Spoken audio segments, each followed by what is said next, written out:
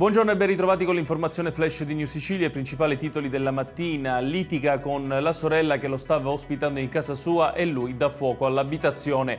Questo è il dramma che si è consumato a Vittoria nel Ragusano. Le fiamme hanno distrutto l'appartamento e portato alla morte della donna e ustioni gravissime per il marito e i due bambini. La polizia di Catania ha arrestato un nigeriano di 28 anni che pochi giorni fa, nella zona del Porto Etneo, ha prima picchiato una ragazza e poi ne ha abusato sessualmente trascinandola all'interno di un vicolo. Non sono ancora chiari i motivi che avrebbero spinto un ventenne di Ispica nel Ragusano ad aggredire un suo coetaneo con una mannaia da macellaio.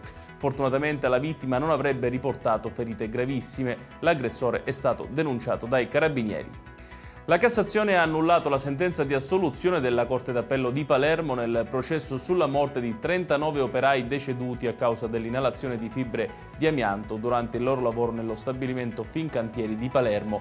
Corte d'Appello che si dovrà dunque nuovamente pronunciare sul caso. Infine, potrebbe essere pronto già tra un anno e mezzo il nuovo Palanesima di Catania, da riqualificare completamente utilizzando 14,8 milioni di euro provenienti dai fondi europei. Questa mattina la presentazione del progetto alla presenza del sindaco Trantino e dell'assessore allo sport Parisi.